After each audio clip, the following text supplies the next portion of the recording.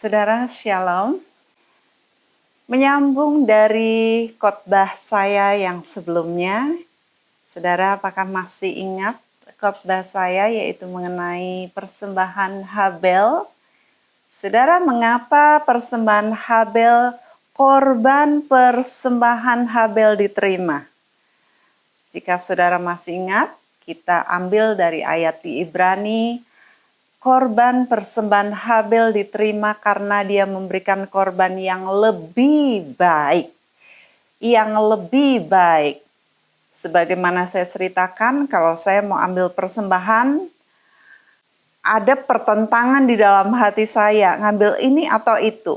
Kalau ada pertentangan, berarti hati nurani kita masih bekerja. Ya, hati nurani kita mau ngasih kedip-kedip, ngasih tanda, kamu baiknya ngambil yang apa? Kalau kita mau belajar untuk kita hidup di dalam firman Tuhan, hidup di dalam roh, karena hidup kita adalah roh, kita adalah manusia roh, maka kita akan memikirkan yang seperti firman Tuhan. Mengapa korban persembahan Habel diterima? Karena dia memberikan korban yang lebih baik. Nah, akhirnya kalau saya sedang nego nih, saya ngambil yang merah atau yang hijau ya, gitu. Atau yang biru ya.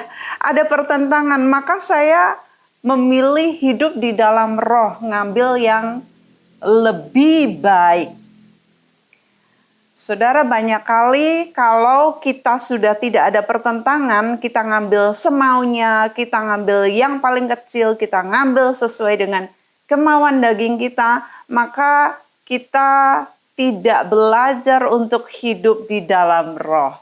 Saudara, di dalam YouTube saya minggu kemarin ini, saya bercerita mengenai life is spiritual. Saya ingin membawa saudara juga di dalam firman ini, yaitu kehidupan kita adalah kehidupan rohani. Kita mau belajar bagaimana kita ini hidup di dalam roh, hidup sesuai dengan firman Tuhan. Kita hidup ini pedomannya adalah firman, saudara, nggak kemana-mana. Kalau orang dunia mereka mau mancing sekecil-kecilnya, dapat yang segede-gedenya, ya. Tetapi kalau kita berbeda, karena kita manusia roh, kita hidup dipimpin oleh firman Tuhan. Lukas 6 ayat 38. Lukas 6 ayat 38. Berilah dan kamu akan diberi. Saudara, prinsip firman Tuhan itu bukan dapatlah, mintalah, maka kamu akan memberi. Bukan begitu. Prinsip firman justru kita ini memberi dulu, baru firman Allah mengatakan kamu akan diberi. Prinsipnya bagaimana? Memberi itu prinsipnya bagaimana? Katanya suatu takaran yang baik, yang dipadatkan, yang digoncang, yang tumpah keluar akan dicurahkan ke dalam ribaanmu. Lalu di sini dikasih notification atau dikasih catatan, sebab ukuran yang kamu pakai untuk mengukur akan diukurkan kepadamu. Saudara, saya ingin memberikan kepada saudara pengajaran mengenai prinsip atau sistem keuangan sorga. Sistem keuangan sorga yang jikalau kita ini menerapkannya di bumi, maka kita akan diberi dengan ukuran takaran yang baik, yang dipadatkan, yang digoncangkan sampai tumpah keluar dan dicurahkan ke dalam ribaanmu, kata firman Tuhan. Saudara, ini hal yang bagi orang dunia sulit, tetapi tidak dengan kita. Kita sebagai orang kerajaan, kita menganggap firman Tuhan ini adalah yang hidup bagi kita dan memberkati kita. Kita saat memberi, maka kita akan diberkati. Bahkan firman Tuhan yang lain di dalam Korintus itu dikatakan Siapa yang memberi, dia akan diberi. Siapa yang menabur, dia akan menuai. Bahkan firman Tuhan lain mengatakan, lebih berkat memberi daripada menerima. Kalau selama ini mungkin ada saudara yang lebih banyak mengumpulkan, lebih banyak menerima. Mari kita belajar untuk kita memberi, mengasihi orang lain, memikirkan orang lain, bahkan memberi lebih baik seperti Habel. Saudara, kalau saudara ingat kisah mengenai janda Sarfat, ya, saya tidak usah baca ayat-ayatnya, tetapi mungkin beberapa banyak dari saudara hafal kisah ini. Bagaimana ini janda hanya punya segenggam tepung dan minyak saja. Digoreng, dimasak, dan dia sudah habis. Dia pikir itulah akhir dari hidupnya. Dia sudah merencanakan sedemikian rupa, dari segenggam ini dia ingin makan dengan anaknya, makanan yang terakhir. Tetapi kemudian Nabi Elia datang. Dan Nabi itu berkata, "Hai janda, masakan apa yang ada padamu buat aku." Janda ini berkata, Nabi, saya ini cuman punya sedikit tok, segenggam tok. Abis itu saya mau masak, mau goreng ini saya sama anak saya. Abis itu kami mati. Kami akan kelaparan dan kami akan lama-lama kurus. Kami nggak bisa makan, nggak bisa minum karena udah nggak ada air, udah nggak ada hujan, nggak ada panen, ya nggak ada pasar jualan, nggak ada apapun. Ya bahkan di dalam Alkitab itu ada dikatakan ibu-ibu yang pemalu, yang diem pun sampai rela mereka diam-diam gorok anaknya sendiri untuk dimasak dan dimakan diam-diam tanpa ngomong sama suaminya. Itu karena bangsa Israel ini berdosa kepada Tuhan karena rajanya berdosa kepada Tuhan, ya, Raja Ahab. Nah, di sini ini janda juga dia ikut di dalam masa kelaparan itu. Tetapi saat Nabi itu memintanya dan janda ini dia percaya kepada sang Nabi. Dia masakin itu, dia berikan untuk Nabi. Saudara, ini seorang janda yang sangat luar biasa, yang punya hati percaya luar biasa, punya iman yang gak main-main. Dia cuman punya segenggam tok, saudara. Betapa banyaknya orang-orang di luar sana, mereka yang punya tetapi ngumpulin untuk masa depan, ngumpulin untuk diri sendiri, ngumpulin semuanya untuk aku. Tetapi saat Tuhan minta, mereka nggak rela memberikan. Tetapi ini janda, dia saat memberikan dan apa yang terjadi? Tuhan menambahkan terus makanan yang ada di rumahnya itu berkelimpahan sampai masa kelaparan itu usai. Ini yang artinya hidup di dalam roh.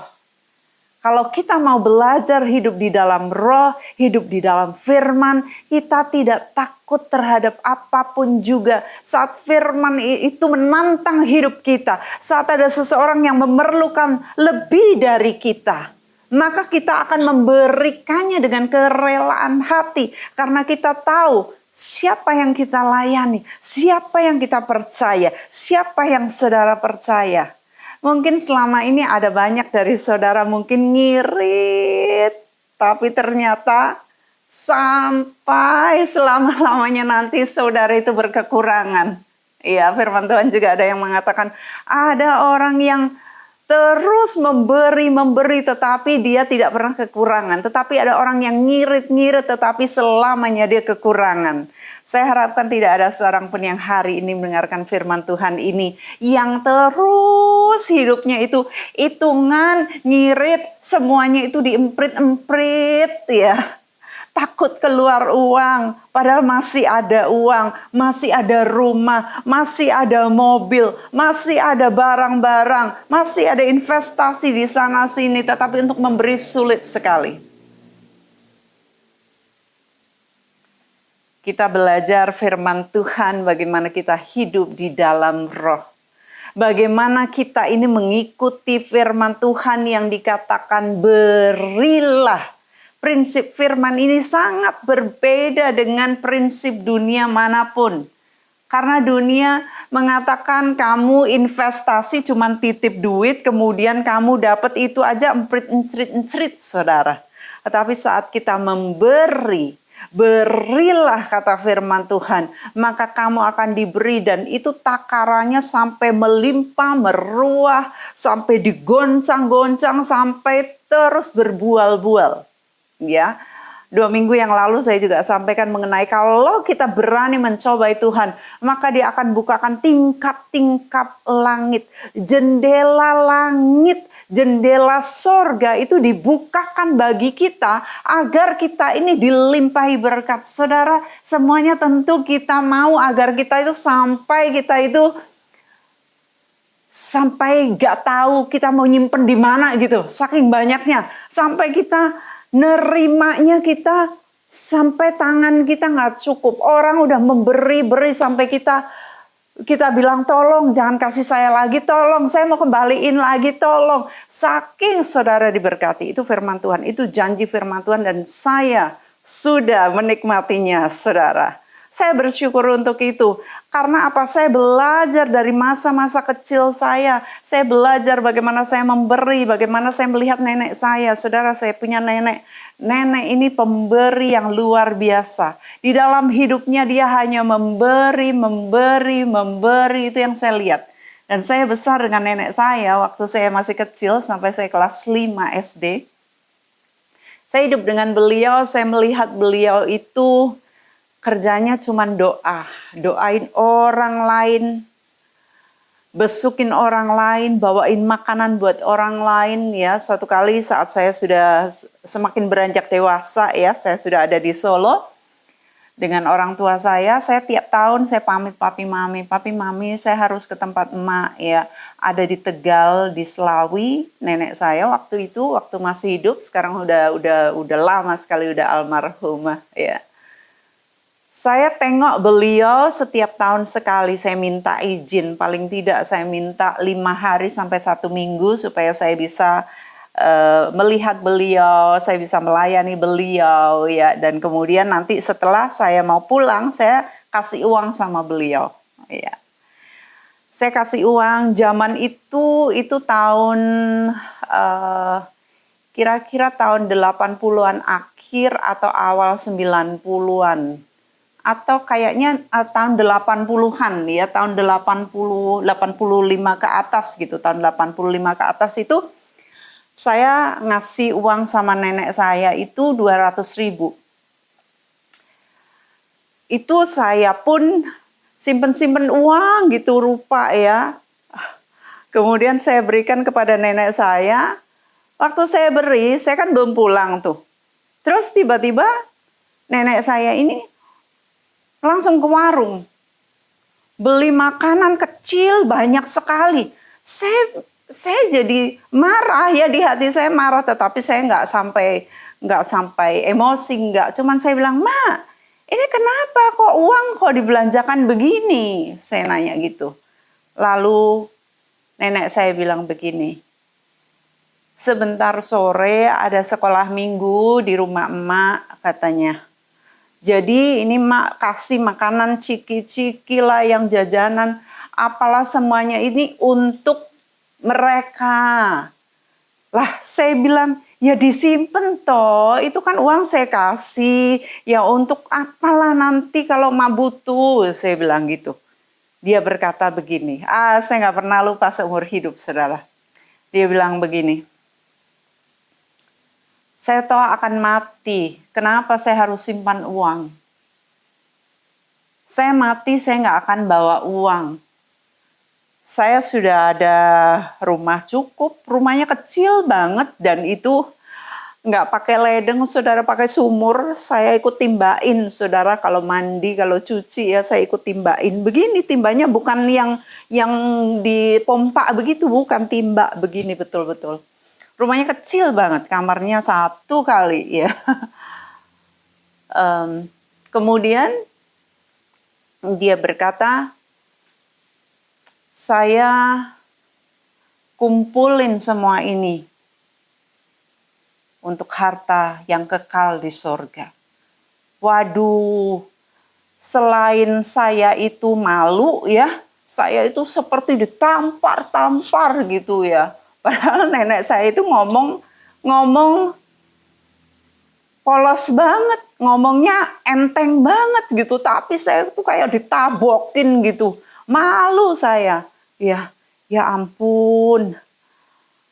Ya sudahlah, saya nggak bisa jawab apa-apa, saudara. Ya, tetapi sejak itu saya belajar untuk mengumpulkan uang di mana tidak ada ngengat dan karat. Itu luar biasa.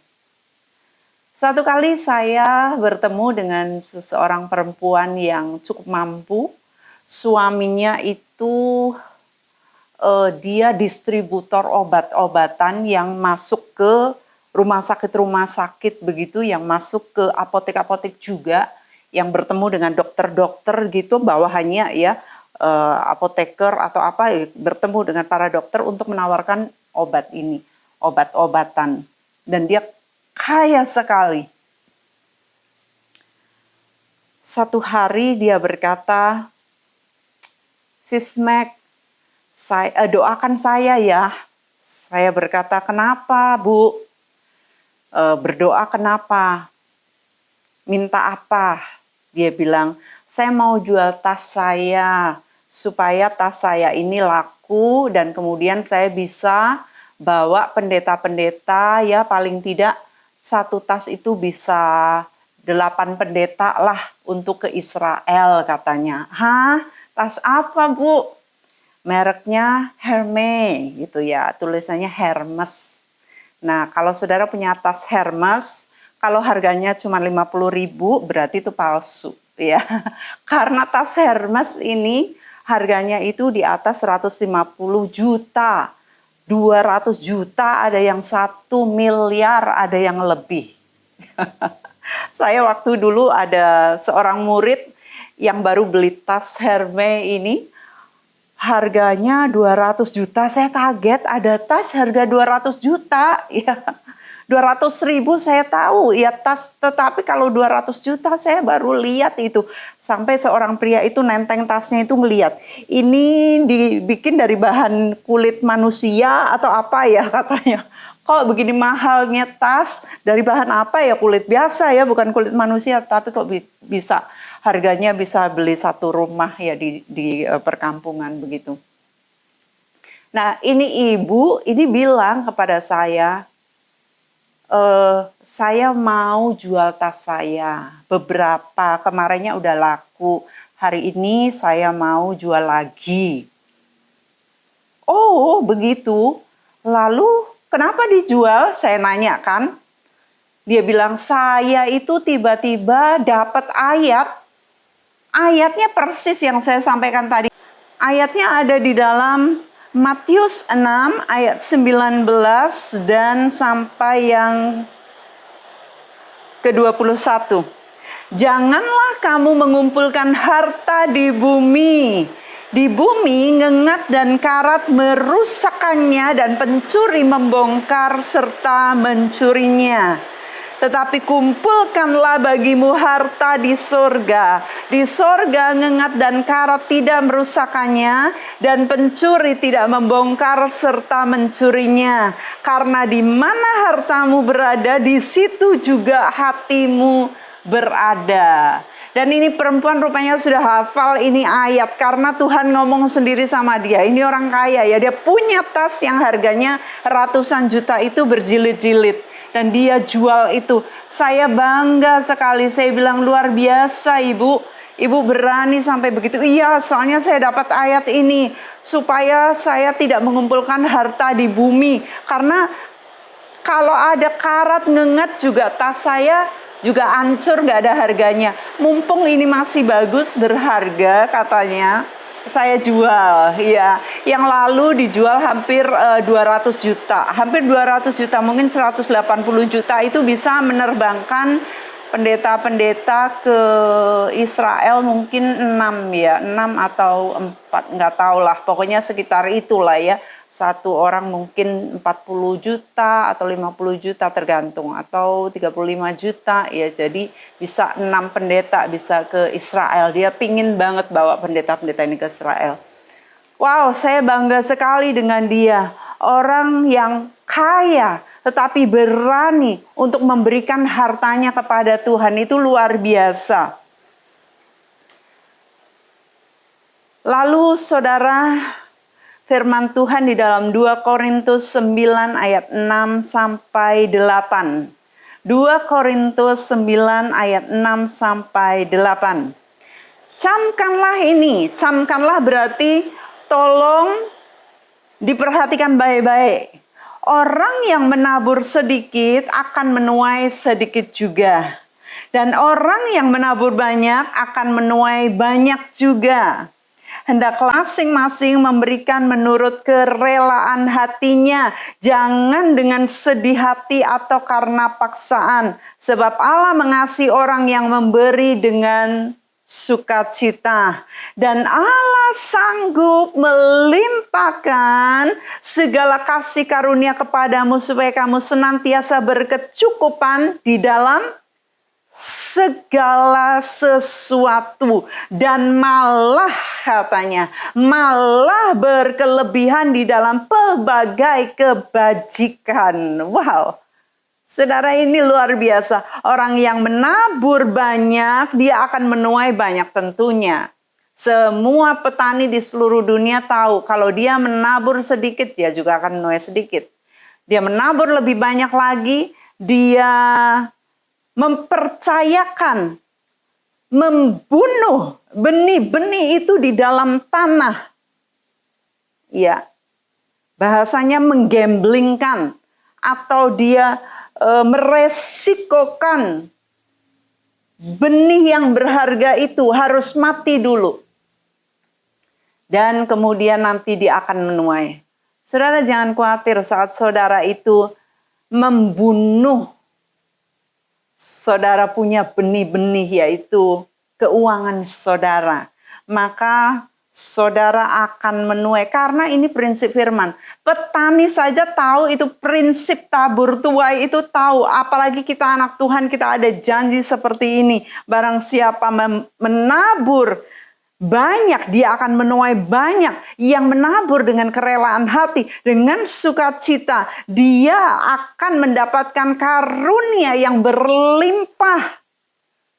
Supaya apa? Supaya saudara senantiasa berkecukupan, dan dikatakan malah berkelebihan di dalam pelbagai kebajikan.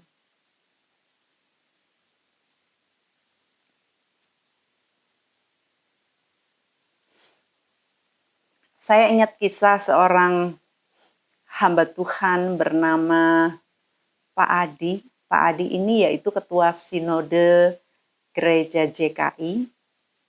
Kalau JKI yang paling besar yang kita tahu ya ada di Semarang, di gerejanya almarhum Pendeta Petrus Agung Purnomo. Pak Adi ini punya kisah yang mana dikisahkan oleh Pak Petrus Agung ya, waktu itu saya dengar dari salah satu khotbahnya. Kisah ini bagi saya terngiang-ngiang banget karena kisah ini menginspirasi saya, saudara. Dia satu hari dipercaya seorang bisnismen yang kaya untuk memberikan uang kepada hamba-hamba Tuhan di desa. Dia ini bisnismen bilang, Pak Adi tolong ini saya titip uang untuk hamba-hamba Tuhan di desa. Terserah Bapak bagaimana memberikannya, pokoknya saya titip sebanyak ini. Wah, banyak banget katanya, saudara. Kemudian ya Pak Adi bilang terima kasih atas kepercayaannya, saya akan berikan ini kepada hamba-hamba Tuhan. Lalu dia pikirkan bagaimana ya dia akan memberikan kepada hamba-hamba Tuhan itu. Kemudian dia berdoa kepada Tuhan dan dia pergi ke suatu tempat, dan itu di pedesaan, dan dikumpulkan hamba-hamba Tuhan di sana. Dia berkata, pendeta-pendeta, saya akan datang ke area kalian. Saya mau tengok gereja kalian. Sekalian saya akan khotbah di gereja kalian. Wah, pendeta-pendeta itu mulai gerasa-gerusu. Mereka bilang, mana bisa kita terima Pak Adi. Wah, Pak Adi orang sudah kaya begitu. Ya, dia ketua sinode begitu. Ya, nggak layak lah. Akhirnya banyak mereka yang nolak, maaf Pak Adi, saya malu Pak Adi, maaf nggak bisa Pak Adi, saya nanti nggak bisa memberikan persembahan kepada Pak Adi dan sebagainya. Ya, tetapi ternyata ada 3 saudara yang bilang, Pak Adi silakan datang di gereja kami. Gubuk kecil Pak, tapi nggak apa-apa ya. Ya, akhirnya Pak Adi datang nih ke satu gereja ini. Datang di satu gereja ini, ya mungkin kalau desa itu identik dengan dikasih teh manis panas, ya, mumpal, sudah kental mumpal. Nah, biasanya suguhannya juga singkong rebus. Ya, itu saya dulu kalau di Batan Kali itu suguhannya gitu, saudara. Jadi saya ingat singkong rebus sama telo rebus. Sudah dia khotbah dan kemudian ini pendeta bilang, Pak Adi maaf saya nggak bisa ngasih persembahan Pak. Mungkin batin Pak Adi, tadi kan ada dikelilingkan persembahan ya. Oh nggak apa-apa Pak Adi gitu. Ya gini aja Pak, saya cuma doain Bapak aja ya Pak ya. Semoga Tuhan memberkati Bapak. Oh nggak apa-apa rapopo. Ya. Lalu Pak Adi khotbah di satu gereja lainnya yang mana beliau diundang. Di khotbah dan kemudian setelah selesai pendetanya bilang, Pak Adi maaf ya, cuman sedikit. Persembahan kami sedikit sekali, kiranya Tuhan terimalah dengan senang hati. Ya sedikit sekali. Dibuka, diintip, nopek ceng. 200.000 rupiah. Ya, nggak apa-apa. Lalu diundang di satunya yang ketiga yang terakhir. Setelah khotbah seperti biasa, Pak Adi ini dikasih amplop. Ini Pak, saya seneng banget Pak Adi sudah rela datang di tempat kami yang sangat kecil ini. Pak, ini semua apa yang kami miliki Pak. Kami korban untuk Bapak. Wah, Pak Adi terenyuh sekali. Ya, terima kasih banyak Tuhan berkati. Sudah. Kemudian itu kan hari Minggu, saudara, Seninnya pendeta-pendeta pada diundang. Undang semua di area situ diundang. Lalu dia berceramah dan menyampaikan, Bapak-bapak, Ibu-ibu pendeta sekalian, terima kasih. Kalian menerima saya di sini, saya undang kalian semua. Dan hanya 3 pendeta ini yang sudah menerima saya. Ya puji Tuhan. Begini saya ingin menyampaikan sesuatu. Sebelum kedatangan saya ke sini ada seorang bisnismen yang titip uang kepada saya. Uangnya banyak banget. Lalu dia memberikan saya tugas untuk memberikan ini uang ini yang banyak ini kepada hamba-hamba Tuhan. Lah saya ya nanya sama Tuhan, Tuhan, kepada siapa hamba harus memberikan uang titipan ini? Lalu Tuhan ngomong di hati saya, untuk memberikan 100% kepada mereka yang mempercayai saya. Oh, wah. Mereka semuanya menanti-nanti. Saya apa dapat bagian? Dapat bagian enggak? Dapat bagian enggak? Nah, lalu Pak Adi bilang, pada pendeta yang pertama ngundang saya, Pak, saya terima kasih Bapak udah percaya ngundang saya ya.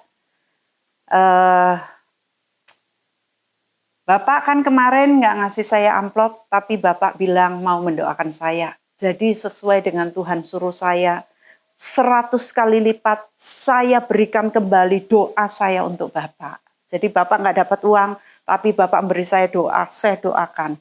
Kalau sampai saya mati, itu janji saya belum tergenapi, nanti di surga saya sambung doa untuk Bapak. Waduh, kecut deh ya. Tiwas ndak ngei. Nah, lalu pendeta yang kedua, terima kasih kepercayaan mimbarnya. Bapak sudah memberikan saya mimbar dan memberikan saya amplop berisi 200.000 rupiah. 200.000 ini saya kalikan 100 kali lipat. Wah, langsung dikalkulasi kalkulator. Wah, lumayan gede banget 200. Tapi dia mikir, aduh, ngerti gitu kita ngasih banyak ya. Waduh, mama sih nggak doa gitu ya. Cuman 200.000, coba 500.000 kali 100, kan banyak banget. Wah, mulai tamak pikirannya ya, saudara. Hitung-hitungan mulai. Awalnya ngasihnya sedikit, tetapi setelah tahu bahwa seharusnya dikalikan 100 kali lipat, nyeselnya bukan main. Lalu yang ketiga, Pak, saya mau kasih tahu Bapak. Wah, iya apa Pak? Aduh, dia udah nggak enak, dia sudah ngasih nggak seberapa, tetapi ya semua yang ada itu yang diberikan. Tapi malu dia. Dia bilang, Pak Adi bilang, berhubung Bapak memberikan semuanya yang Bapak miliki. Sisa dari uang para bisnismen ini, semuanya yang mana jauh lebih banyak dari 200.000 kali 100 kali lipat ini, saya berikan kepada Bapak. Waduh, hampir pingsan dia. Istrinya bilang, Pak, tenan toh. Untung aku bilang sama kamu kasih semuanya. Ternyata yang pinter istrinya, saudara ya. Istrinya nggak tamak, saudara. Istrinya bilang kasih semua apa. Ternyata banyak perempuan itu yang util ya, saudara. Yang melidit, yang jekedit ya. Yang hitungan banget kalkulatornya jalan ya. Ya kalau bapak-bapak biasa sudahlah gitu. Udah nggak apa-apa, sudah kasih semuanya, kasih. Tetapi ternyata ini istrinya, saudara. Jadi ibu-ibu, istri-istri di sini belajarlah seperti ini ya. Berilah maka kamu akan diberi. Orang yang menabur sedikit akan menuai sedikit. Yang menabur banyak dia juga akan menuai dengan banyak. Saudara, saya yakin ini akan menginspirasi saudara. Kisah-kisah seperti ini akan menolong saudara untuk saudara sungguh-sungguh memberi lebih baik. Saya di sini ngomong sekali lagi, saya dengan kemurnian, saya tidak mengingini uang saudara, saya tidak ngorek-ngorek kantong saudara, rekening saudara untuk supaya saudara memberikan kepada gereja Tuhan di tempat ini. No. Kemanapun Tuhan suruh saudara, kepada siapapun Tuhan gerakan hati saudara, berilah. Kalau Tuhan menggerakkan seperti ibu yang punya tas Hermes yang harganya 200 juta itu, saudara, dia digerakkannya tidak memberikan kepada gereja, tetapi dia digerakkan untuk membawa para hamba-hamba Tuhan itu pergi ke Israel. Itu beda lagi. Saya digerakkan banyak untuk hamba Tuhan yang lain, untuk orang miskin, untuk janda-janda, untuk yang lain-lain. Saya digerakkan yang lain-lain yang berbeda-beda, saudara. Tapi juga ada kalanya saya digerakkan untuk memberi kepada gereja-gereja juga, kepada hamba-hamba Tuhan yang butuhkan. Jadi kepada siapa Tuhan gerakan hati saudara, saudara harus mengerti bahwa firman ini bukan meminta keuangan saudara. Firman Tuhan lagi yang saya pelajari berpuluh-puluh tahun saya telah mempelajarinya. Bahkan saat saya menginjakkan kembali kaki saya di Indonesia 20 tahun yang lalu dari Amerika, saudara, saya waktu Tuhan mulai menjejakkan kaki saya untuk memulai satu pelayanan. Tuhan mengajarkan mengenai ayat di dalam Yesaya 54 ayat 2 dan 3. Lapangkanlah tempat kemahmu dan bentangkanlah tenda tempat kediamanmu. Janganlah menghematnya. Apa saudara? Janganlah menghematnya.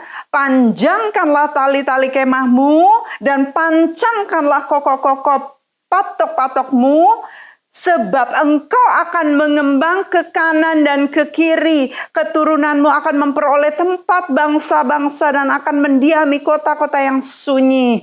Firman Tuhan di sini, kalau kita mau memanjangkan tali-tali kemah kita, mau membentangkan kokoh patok-patok kita di mana-mana, melapangkan tenda kemah kita, keturunan kita akan memperoleh bangsa-bangsa, akan mendiami kota-kota yang sunyi. Syaratnya satu, janganlah berhemat. Janganlah menghematnya. Ya, kita seringkali mikir uang. Padahal Tuhan bilang, beri. Jangan menghemat, jangan berhemat. Kasih. Bahkan yang memberi, berinya pun lebih baik. Itu prinsip Habel. Ya, disinilah kita mengerti bahwa kalau kita mau membentangkan tenda-tenda kemah-kemah, ayo kita nggak hemat. Dulu waktu Tuhan mulai establish kami punya pelayanan saudara KCC, yaitu Kingdom Community Center atau KCC, Kingdom Community Center. Pelayanan kami, saya dengan tim saya, kami nggak ada tempat. Kami kurang ruang. Saya punya apa? Wah, saya punya mas-masan. Saya jual mas-masan saya untuk sewa gedung. Saya dikasih mobil, saya jual mobil saya untuk sewa gedung. Saya punya apa lagi? Saya jual lagi, saya kasih lagi, saya kasih. Saudara, saya nggak hemat. Dan Tuhan perluas, memberikan kemah, patok-patok dilapangkan, dilebarkan sampai ke bangsa-bangsa. Saudara, murid-murid yang Tuhan percayakan kepada kami sampai ke bangsa-bangsa. Ada banyak di Amerika, ada banyak di Eropa, ada banyak di Asia, ada di Australia, ya, ada di berbagai belahan dunia. Karena apa? Saya memberikan contoh, saya menabur apa yang saya miliki sampai saya nggak punya apa-apa, saudara. Nggak punya, saya nggak nyimpen masa depan, nggak mikir untuk masa depan. Tapi itu adalah prinsip firman Tuhan, jikalau kita hidup di dalam roh, kita ingin diberkati, kita ingin menuai banyak, kita menabur banyak. Kita tidak berhemat, kita memberi lebih baik. Ya, seperti Habel. Tetapi untuk diri saya sendiri, saudara, seringkali itu saya beli yang murah. Sudah saya beli yang ecek-ecek. Nanti saya nunggu ada voucher enggak. Saya cari voucher. Saya cari tunggu enggak ada diskon. Saya tunggu sampai nanti hari diskon. Gitu ngiritnya untuk saya sendiri. Tetapi kalau untuk orang lain, untuk pekerjaan Tuhan, untuk kebutuhan apa yang Tuhan taruh di hati saya jor-joran. Ya, itu yang saya lakukan, saudara. Dan saya seperti prinsip nenek saya, buat apa saya nyimpen harta di dunia ini? Karena ngengat dan karat akan memakannya, merusakannya. Kami mendapatkan kabar seorang murid yang uangnya begitu banyak, ada uang Singapura, ada uang rupiah, banyak disimpan di black, di kaleng-kaleng, disimpan di mana-mana lagi. Dimakan rayap. Betul-betul nggak bisa dipakai. Ditukar di Bank Indonesia nggak bisa. Ditukar di Singapura nggak bisa. Nol. Buat apa? Ya, itu prinsip nenek saya yang saya pelajari dan saya sungguh bersyukur. Kalau sudah ada banyak sedikit, saya nanya, Tuhan ini untuk apa ya? Tuhan untuk siapa ya? Ya, senantiasa kalau saya mendapatkan berkat Tuhan, ini buat apa? Karena saya mau menyimpan harta yang kekal di sorga. Saya berdoa kiranya firman ini sungguh memberkati saudara semua. Bukannya saudara nggak boleh nabung, saudara boleh nabung. Saudara punya anak, saudara punya tanggung jawab, saudara boleh menabung. Tetapi saat Tuhan minta, walaupun Tuhan minta semuanya, berikan semuanya. Karena apa? Saudara nggak pernah akan kekurangan. Saudara akan menuai dengan berlimpah. Jangan takut, jangan berhemat. Tuhan Yesus berkati, mari kita sama-sama berdoa. Bapa di surga, hamba mengucap syukur pada saat ini, hari ini, di mana Tuhan lagi mengajarkan prinsip firman Tuhan, prinsip kerajaan surga, prinsip hidup di dalam roh. Kami toh hidup di dunia. Mereka yang mati walaupun mengumpulkan harta begitu banyak, mengumpulkan uang, mengumpulkan rumah, investasi rumah, gedung magrong-magrong di mana-mana, tetapi mereka juga tidak membawanya ke liang kubur. Tapi kami tahu bahwa mereka-mereka yang menyimpannya di dalam lumbung kekal di surga, mereka akan menikmatinya saat mereka bertemu dengan Bapa Raja segala raja muka dengan muka. Maka mereka akan diberkati dengan segala kelimpahan dan menikmati rumah kekal di surga. Dari hasil upayanya mereka menabur dengan banyak di bumi ini untuk memberikan dirinya, kehidupannya dalam kekekalan nanti upah yang sangat melimpah. Hamba berdoa firman ini termaterai di dalam setiap telinga yang mendengar, hati yang menerimanya, dan mereka menjadi pelaku yang tidak takut untuk menabur dengan berlipat kali ganda, sehingga Tuhan akan memberikan mereka untuk menuai hasil yang melimpah di bumi dan di surga. Di dalam nama Tuhan Yesus, saya memberkati seluruh kepada semua mereka-mereka yang nonton lewat streaming, lewat YouTube. Aku berkati semuanya supaya saudara-saudara hidup di dalam janji-janji firman Tuhan. Terima kasih Bapa untuk firman yang hidup, yang berkuasa memberkati hidup kami sekarang sampai dalam kekekalan. Kami berdoa mengucap syukur kepada Tuhan Yesus Kristus. Haleluya. Amin.